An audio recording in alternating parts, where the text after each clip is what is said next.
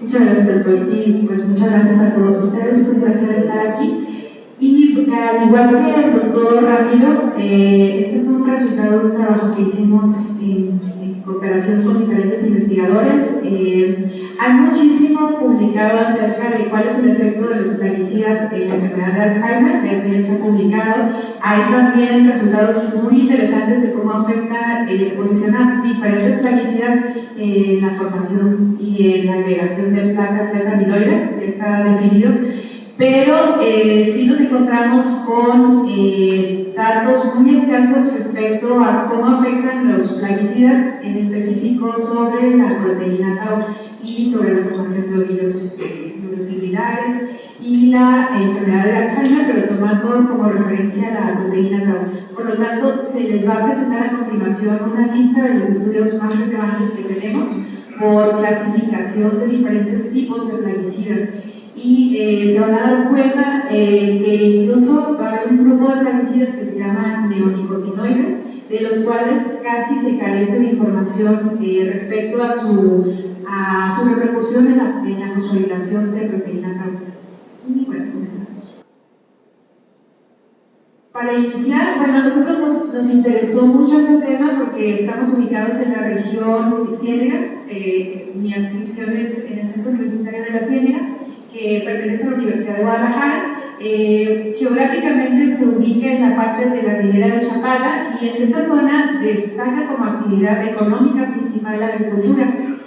Cabe mencionar que esta zona, al ser prioritariamente agrícola, se utiliza de forma desproporcionada, desmedida y con poca regulación, incluso el uso de diferentes pesticidas, herbicidas que a nivel mundial incluso están prohibidos. Uno de ellos que vamos a ver es el paraguat. El paraguat ya está prohibido a nivel internacional y aquí en Jalisco todavía se comercializa, todavía lo podemos encontrar en tiendas distribuidoras sin uso discriminado, y pues vamos a observar que es una problemática que se está presentando en la zona ciénega aquí en Jalisco. Como podemos observar, de acuerdo a datos presentados tanto de la Secretaría de Salud Jalisco, en la región y en particular en la zona Jalisco estamos observando un índice de morbilidad en 2018 que ocupa el tercer lugar a nivel nacional con 9.63 casos por cada 10.000 habitantes. Entre los plaguicidas más usados en la zona están los de tipo organofosforados. Estos se catalogan porque tienen un grupo funcional fosfato. Tenemos otros que se llaman carbamatos. De este grupo de carbamatos se utiliza en la zona o en la región Jalisco un 27%. Y tenemos en tercer lugar el uso de otro tipo de pesticidas que son los pirendroides con un 12% de frecuencia en la zona ciénega. Son los tres más usados. Ahora, esto no descarta que también se utilicen otro tipo de pesticidas como son los organoclorados, que ya también legalmente no está permitido su uso. Sin embargo, en la zona Jalisco aún se ha observado el uso de alguno de ellos y vamos a ver cómo repercute en particular en la proteína tau. Y hay otro grupo que son los neonicotinoides. Estos no son tan usados en la zona, sin embargo sí están cobrando importancia, sobre todo por la parte económica. Son bastante usados porque son económicamente más accesibles para los agricultores. Hay datos súper interesantes hablando de las características físico-químicas de los plaguicidas. Los plaguicidas usualmente son moléculas, suelen ser más moléculas hidrofóbicas, por lo tanto suelen tener mayor afinidad para unirse a tejidos, por ejemplo, el sistema nervioso central, se almacenan en tejido adiposo. Y lo que se ha observado es que, por ejemplo, cuando tenemos a una persona expuesta a plaguicidas organofosforados, estos se pueden bioacumular y conforme la persona, por ejemplo, se someta a una lipólisis o en este caso el tejido adiposo comience a catabolizarse, se comienza a liberar también el organofosforado acumulado. Entonces, lo que estamos viendo o observando es que tenemos diferentes tipos de exposición a los plaguicidas. Podemos tener un tipo de exposición directa, que es a la que está frecuentemente más expuesto un trabajador agrícola o un distribuidor, por ejemplo. La exposición directa puede ser por vía oral, puede ser por la respiración, por las vías aéreas, puede ser también por vía térmica. Y pues en menor grado sí se ha presentado exposición directa por personas que ahora sí por actividad suicida consumen directamente el pesticida, y son los menos casos, afortunadamente. Y bueno, tenemos otro tipo de exposición que sería la exposición indirecta, que es a la que considero que la mayoría de la población estamos expuestos por el consumo de alimentos contaminados o de agua contaminada, que es bastante frecuente en la región de Jalisco, y también pudiera ser por vivir cerca de comunidades rurales donde se aplican estos plaguicidas que son usualmente volátiles y por lo tanto podemos aspirarlos pues de forma frecuente los que vivimos en la región ciénega, por ejemplo. Entonces, ya sea por exposición directa o por exposición indirecta, estamos constantemente, pues ahora sí que invadidos por este tipo de plaguicidas. Siguiente, por favor. Y en la imagen podemos observar, por ejemplo, del lado izquierdo, cómo los agricultores en general sí se les proporciona equipo de seguridad, se les proporciona mascarilla, se les proporciona un mandil, pero en general, por el calor y las condiciones ambientales de los campos de cultivo, ellos mismos no usan el equipo de trabajo. Cuando aplican los plaguicidas, usualmente lo hacen con aspersores o lo pueden hacer también por pulverizaciones, y pues al evitar el uso del trabajo de equipo, ellos están respirando o están en contacto por vía térmica con el plaguicida que estén aplicando. Del lado derecho tenemos otra imagen que es real, fue tomada en una zona de distribución de fertilizantes, y literalmente los trabajadores, aunque se les proporciona el equipo de trabajo, el mandil, ellos por el calor, por las condiciones tan agobiantes de la temperatura, prefieren trabajar pues, en condiciones de exposición directa con los fertilizantes y con los pesticidas. Otro dato interesante que tenemos en nuestra región de la Ciénega fue que principalmente los mayores casos de intoxicación que se han presentado con plaguicidas corresponden a La Barca, corresponden a Jocotepec o Cotlán, que es la región donde está la Universidad de Guadalajara, la sede de la Universidad de Guadalajara, y a Totonilco el Alto, así como Tototlán, regiones principalmente agrícolas. Y bueno, este problema lo que quiero recalcar es que es un problema que considero que es grave porque, de acuerdo a datos con la Organización Mundial de la Salud, no solamente se presenta en la zona ciénega, sino en general en todas las zonas agrícolas o altamente agrícolas a nivel mundial.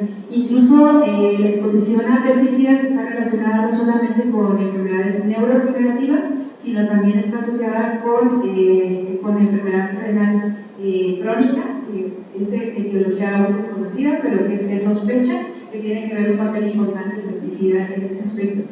Siguiente, por favor. Y bueno, en esta revisión se colaboró con diferentes investigadores del Sistema Nacional de Investigadores, el doctor Joel Salazar Flores, el doctor Juan Heriberto Torres Jasso, el doctor Emanuel Reyes Uribe, el doctor Genaro Gabriel Ortiz y su servidora. Nuestro objetivo era analizar cómo efectivamente los pesticidas pueden influir sobre la fosforilación de la proteína Tau y su influencia o repercusión en la enfermedad de Alzheimer. Sí.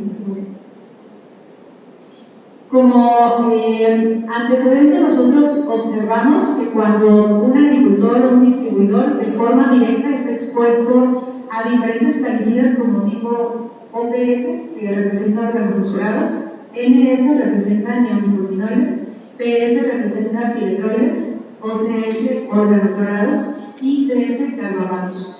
Se ha observado que cuando los agricultores o distribuidores se exponen por vía oral, por vía térmica o por vía aérea a este tipo de plaguicidas, esto induce que haya una hiperfosforilación de la proteína Tau. En específico, recordamos que la proteína Tau tiene 441 aminoácidos, y en específico los plaguicidas, vamos a ver ahorita, pero van dirigidos a fosforilar en especial a serinas y a treoninas que se indican en la pantalla de imagen superior.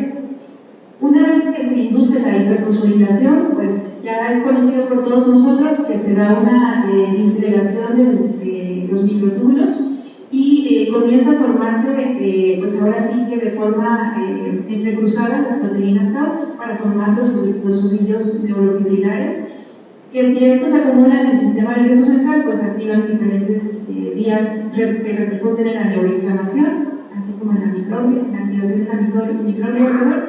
Aquí lo interesante o lo que nosotros encontramos importante respecto a los plaguicidas es que para que se dé esta hiperfosforilación en la proteína tau, tiene que estar modulándose o desregulándose, mejor dicho, las citocinas CDK5 y las enzimas de citocinas CDK5 y las quinasas CDK5 y la quinasa GSK3 beta. Estas usualmente con exposición a plaguicidas suelen a sobreactivarse y a disminuir la actividad de la fosfatasa del tipo 2A. Si recordamos un poquito de este tipo de enzimas quinasas, en particular la GSK3 beta, puede estar modulada o puede estar regulada por iones calcio, que ahorita vamos a ver cómo impactan los pesticidas en los iones calcio, y también por proteínas C. En general, en esta imagen o en esta gráfica, pues representamos de forma general cómo los plaguicidas pueden repercutir en cuanto a la disgregación de los microtúbulos y pues obviamente en la formación de ovillos neurofibrilares. Sí. En la tabla 1 nosotros vamos a presentar todos los resultados que encontramos respecto a cómo los organoclorados repercuten en la fosforilación de la proteína tau. En la revisión que hicimos, encontramos principalmente que organoclorados y organofosforados son los dos tipos de plaguicidas más estudiados o más analizados de cómo repercuten en proteína tau. Respecto a los siguientes que siguen piretroides, carbamatos y neonicotinoides, no hay suficiente información. De hecho, hay bastantes lagunas, como vamos a ver a continuación. Y pues organoclorados ya sabemos que están prohibidos a nivel mundial. Usualmente su mecanismo de acción es bloquear los canales de sodio y potasio y bloquean también los canales de cloro, en particular los organoclorados. Respecto a la fosforilación de tau, como pueden observar en la tabla 1, son pocos los estudios realizados o que se han realizado en población humana. Solamente encontramos 2 de los estudios. Este artículo se presentó este año, se publicó.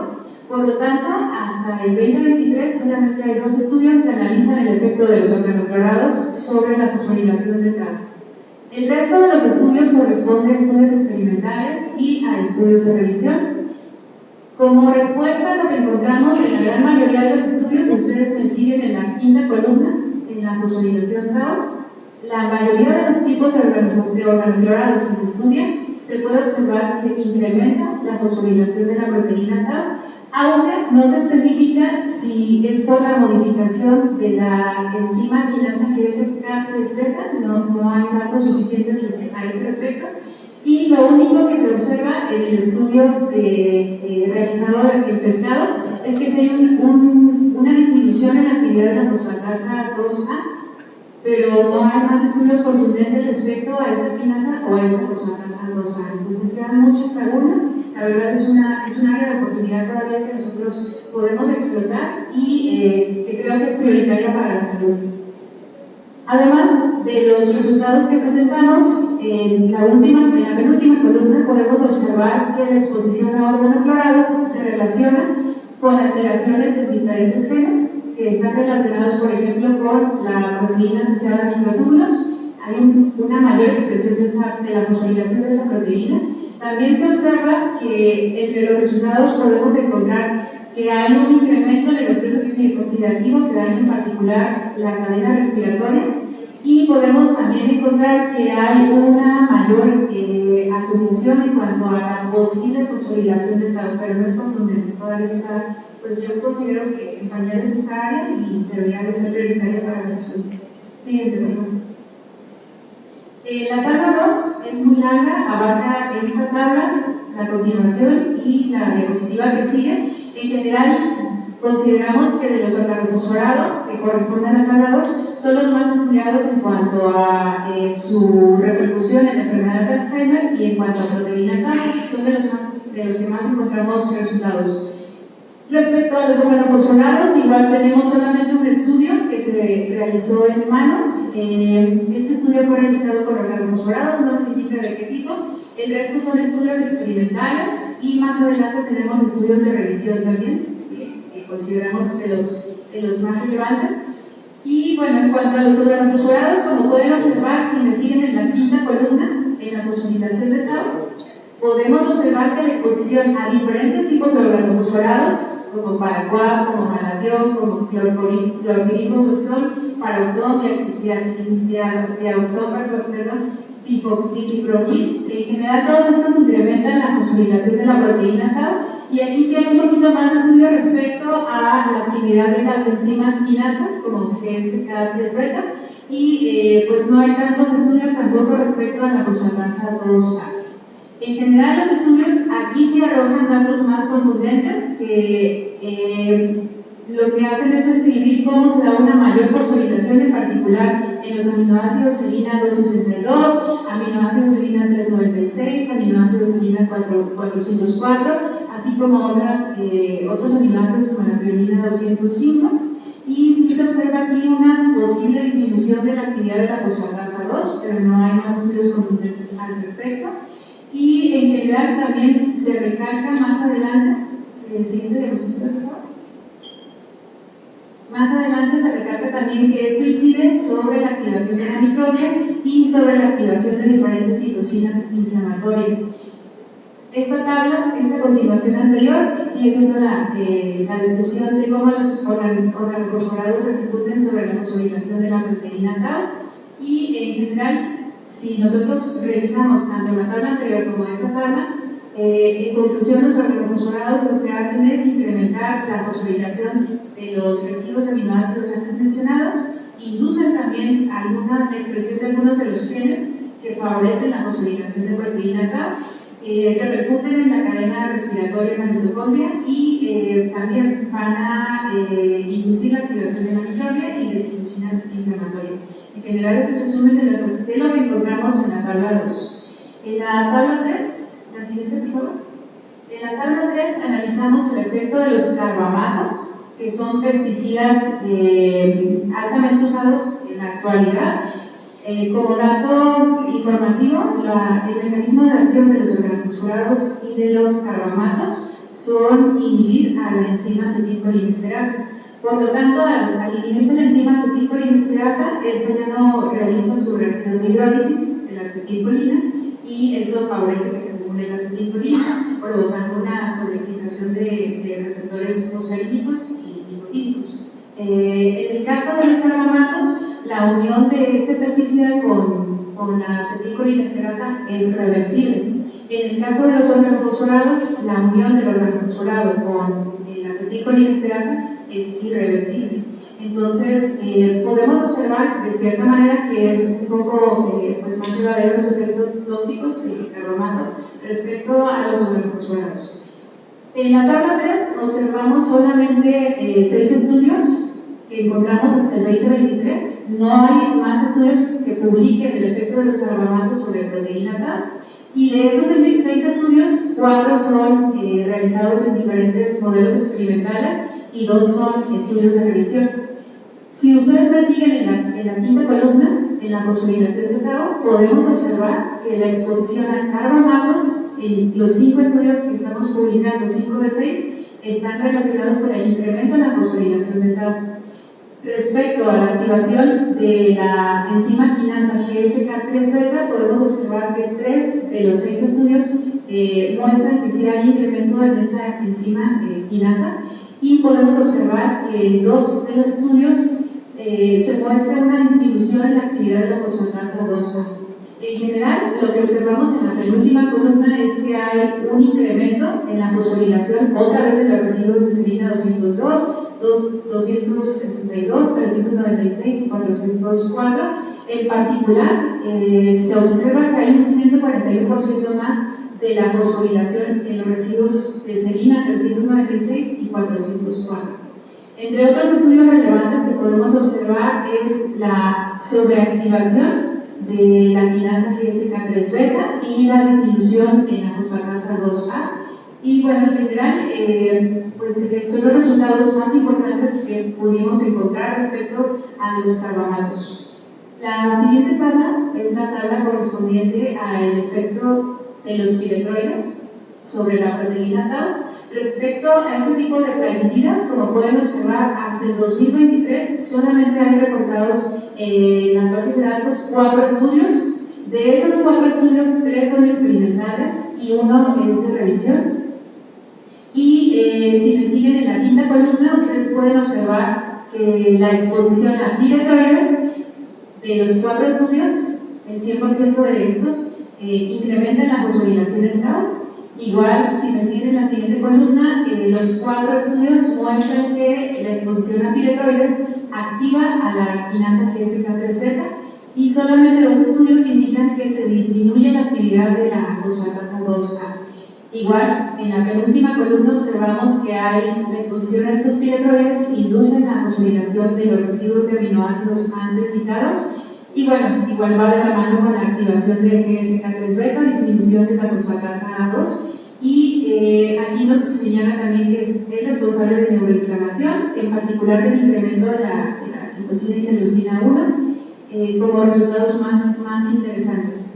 De los piretroides, bueno, actualmente están tomando mucho auge en la zona agrícola por su fácil acceso, porque son más económicos, y también porque a nivel terapéutico se está trabajando incluso en enfermedades neurodegenerativas a través de administrar algunos piretroides, como por ejemplo la enfermedad de Parkinson.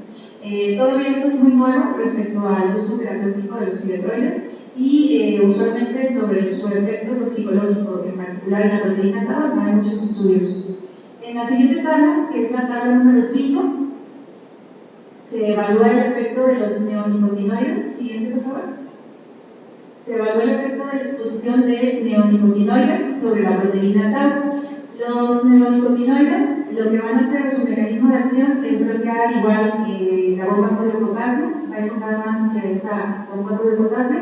Y cabe resaltar que solamente encontramos para el 2023 3 estudios. Uno de ellos en humanos, un estudio clínico que fue justamente por ingesta accidental, y 2 estudios experimentales, y son todos los que se reportan en la literatura. En el primer caso, que fue por ingesta accidental, se dio la ingestión de un tipo de neonicotinoide que se llama imidacloprid y diameloxan. De los resultados que se encontraron, no hay datos relevantes sobre la fosforilación de tau, sobre la quinasa GSK3-beta tampoco se reporta si hay mayor activación o menor activación, ni tampoco de la fosfatasa 2, pero sí se indica en particular que el imidacloprid es capaz de activar, pues ahora sí que el flujo de los iones de calcio, y pues obviamente de que eso altera diferentes actividades de enzimas quinasas importantes. Respecto a estudios experimentales, se tiene el resultado con un tipo de neonicotinoide que es el acetaminoprid y el imidacloprid. Y en el siguiente estudio experimental es un derivado de imidacloprid que es desnitrificado, que se le conoce como desnítrico. Y bueno, en general en estos estudios, como pueden observar, el último estudio sí muestra que hay un incremento en la fosforilación de tau. Nos indica también el último estudio experimental que se incrementa la actividad de la quinasa GSK3-beta y que hay disminución de la fosfatasa 2A. Sin embargo, digamos que esta es una buena área de estudio, de oportunidad para evaluar el efecto del neonicotinoide sobre la proteína tau. No hay más resultados al respecto. Y bueno, en la siguiente tabla hicimos una revisión en general, que es la tabla 6, la siguiente por favor. Hicimos una revisión en general de cómo los organoclorados, organofosforados, algunos carbamatos y solamente un piretroide, cómo repercuten diferentes funciones cognitivas o conductuales. Y pues como conclusión de esta tabla lo que observamos es que la exposición a estos 4 tipos de plaguicidas sí muestran que hay alteración, sobre todo en los resultados de Minimenta. En particular se observa que hay un declive en la expresión verbal y que también hay un declive en cuanto a la sorpresa, en cuanto a la novedad en los modelos experimentales que se trabajó y bueno, son en general los resultados que encontramos. Sí, en conclusión, lo que nosotros encontramos respecto a la exposición a los plaguicidas es que inducen una hiperfosforilación de los residuos de aminoácidos que se indican en la pantalla. Podemos, como un preámbulo, deducir que si hay una activación de la quinasa GSK3-beta, también de SDK5 en menor proporción, y hay una disminución de la fosfatasa A2. También se relaciona con mutaciones asociadas en el gen que codifica, en este caso, a proteínas asociadas a microtúbulos, y hay aumento de la respuesta neuroinflamatoria, así como aumento en el flujo de calcio intracelular y deterioro en la cadena respiratoria mitocondrial. Y respecto a la parte conductual, la más relevante que observamos es un menor rendimiento en las pruebas de desfinimental junto con sus repercusiones consecuentes. Y pues muchas gracias.